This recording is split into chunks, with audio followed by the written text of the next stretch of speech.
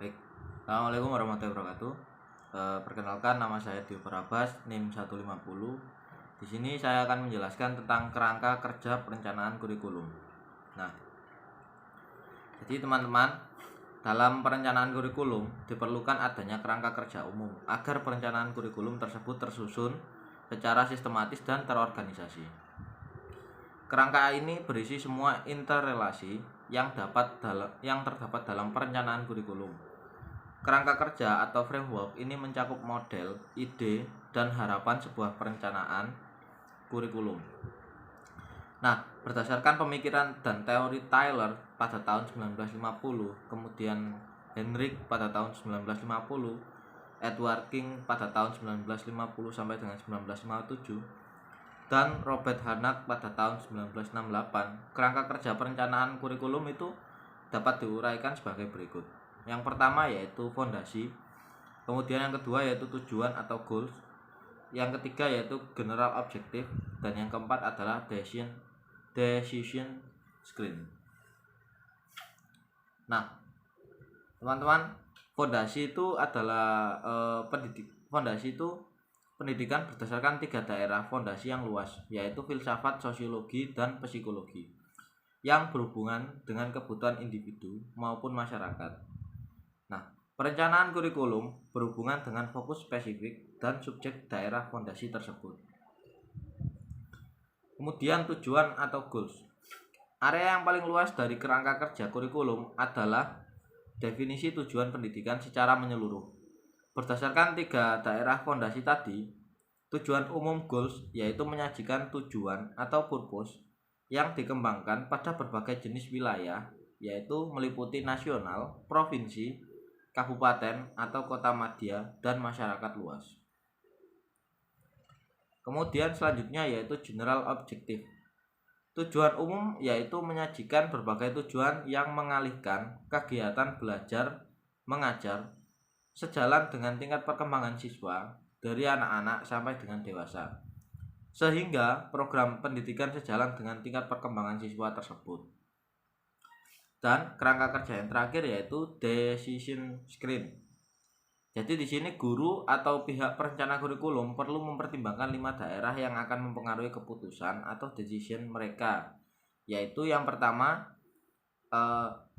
karakteristik siswa yang menggunakan kurikulum tersebut. Kemudian yang kedua yaitu refleksi prinsip-prinsip belajar. Yang ketiga yaitu sumber-sumber umum penunjang. Yang keempat yaitu jenis endekan kurikulum, baik itu terpisah, korelasi, dan sebagainya. Kemudian yang terakhir yaitu pengorganisasian pengelolaan disiplin spesifik yang digunakan dalam perencanaan situasi belajar mengajar.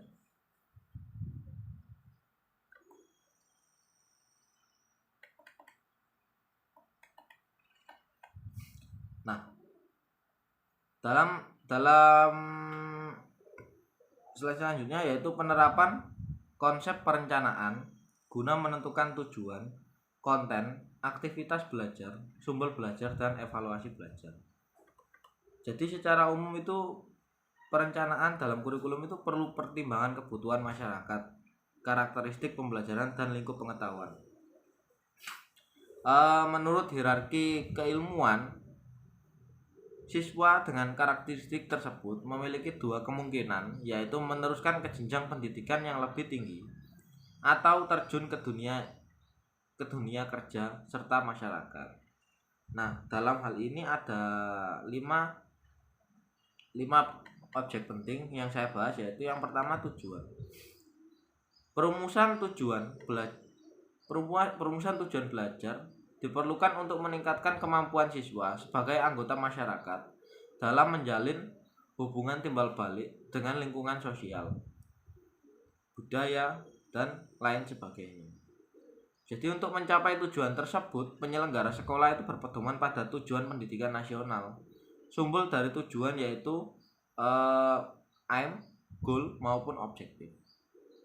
Nah, hal ini merupakan sumber empiris atau sumber filosofis dan sumber mata pelajaran konsep kurikulum, analisis situasional, dan tekanan pendidikan. Implikasi dari tujuan atau objektif adalah Yang pertama, suatu pengertian tentang arah atau sasaran bagi setiap orang yang tertarik dengan proses pendidikan seperti siswa, guru, administrator, orang tua, pemilik, pengawas, dan sebagainya. Kemudian implikasi yang kedua yaitu basis dari perencanaan kurikulum yang rasional dan logis. Dan implikasi yang ketiga yaitu memberikan suatu basis untuk penilaian siswa. Kemudian yang kedua ada yang namanya konten. Nah, konten atau isi kurikulum merupakan susunan bahan kajian dan pelajaran untuk mencapai tujuan pendidikan nasional yang meliputi bahan kajian dan mata pelajaran. Isi kurikulum adalah mata pelajaran pada proses pembelajaran mengajar seperti pengetahuan, keterampilan, dan nilai-nilai yang diasosiasikan dengan mata pelajaran. Pemilihan isi menentukan pada pendekatan mata pelajaran atau pengetahuan atau pendekatan proses yaitu keterampilan. Untuk itu terdapat kriteria yang perlu diperhatikan dalam pemilihan isi kurikulum. Yang pertama yaitu signifikasi. Signifikasi yaitu seberapa penting isi kurikulum pada suatu disiplin atau tema studi.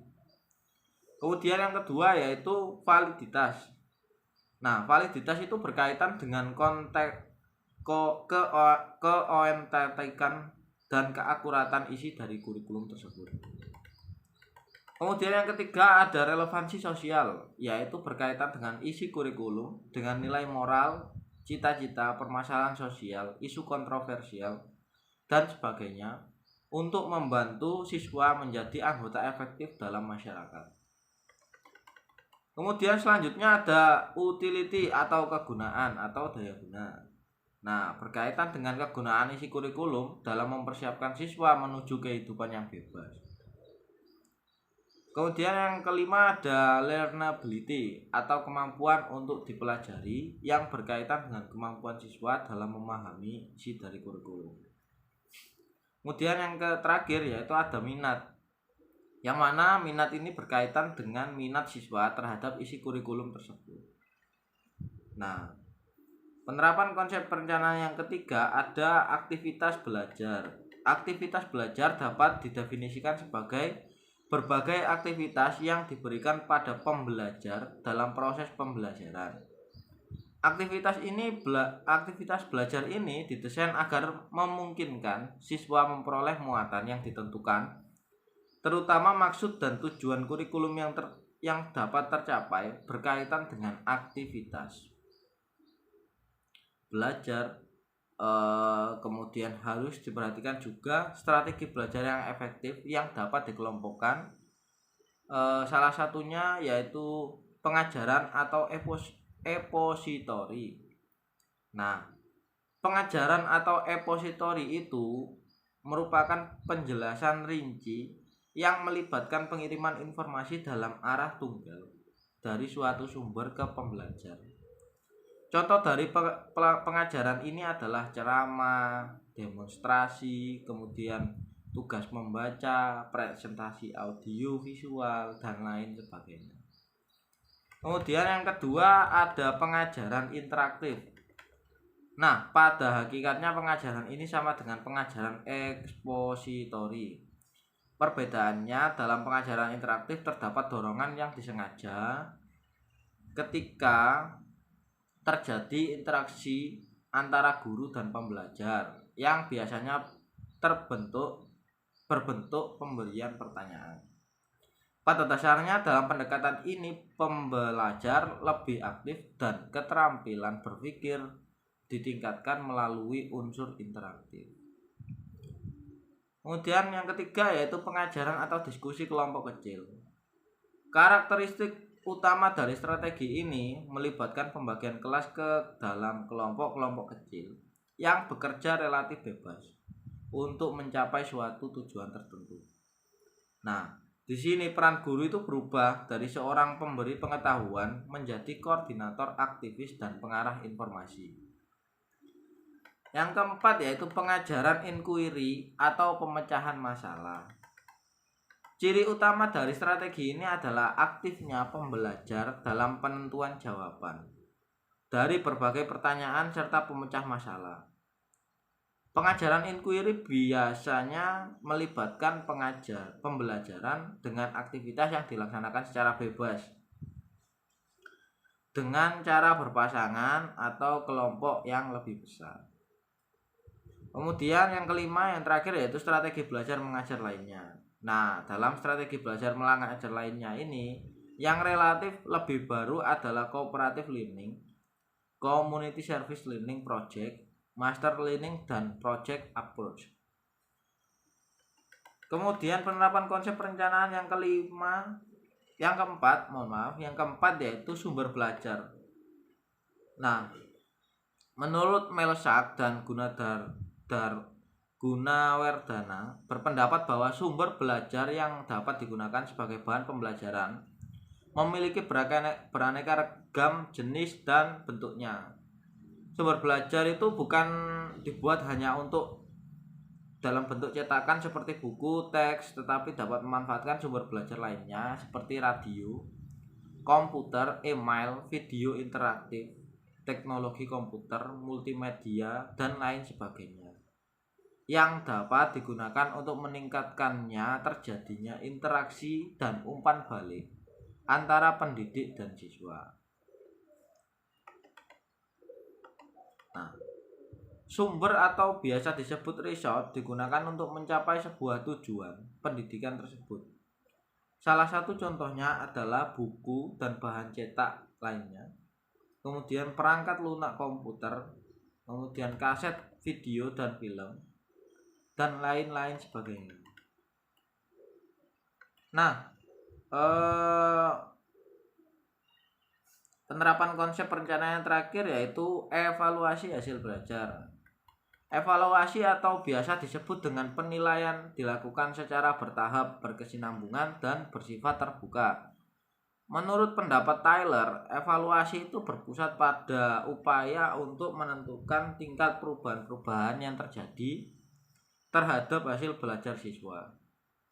Hasil belajar biasanya diukur melalui tes dengan tujuan untuk menentukan tingkat perubahan yang terjadi pada siswa, baik secara edukatif maupun statistik. Konsep responsif evaluation yang dikemukakan oleh Steck yaitu hakikatnya evaluasi yang responsif apabila secara langsung mengarah pada kegiatan-kegiatan program kurikulum, yang mana memberikan informasi yang diperlukan siswa dan nilai perspektifnya itu disajikan dalam laporan tentang keberhasilan suatu program atau kurikulum. Dari sebuah evaluasi ini dapat diperoleh keterangan mengenai kegiatan dan kemajuan belajar siswa dan pelaksanaan kurikulum oleh guru dan tenaga pendidik lainnya. Nah, berdasarkan beberapa pendapat yang dikemukakan oleh para ahli, maka dapat disimpulkan bahwa evaluasi itu lebih bersifat komprehensif atau menyeluruh yang di dalamnya itu mencakup tentang pengukuran. Nah, dalam evaluasi ini pelaksanaannya ada beberapa instrumen pengukuran yang dapat digunakan oleh guru. Yang pertama yaitu ada tes standar, kemudian ada tes buatan guru, kemudian ada sampel hasil karya, kemudian bisa juga dilakukan tes lisan atau wawancara, kemudian bisa menggunakan kuesioner dan lain sebagainya. Nah, sekian presentasi dari saya. Untuk selebihnya saya mohon maaf. Saya kembalikan ke moderator. Wassalamualaikum warahmatullahi wabarakatuh.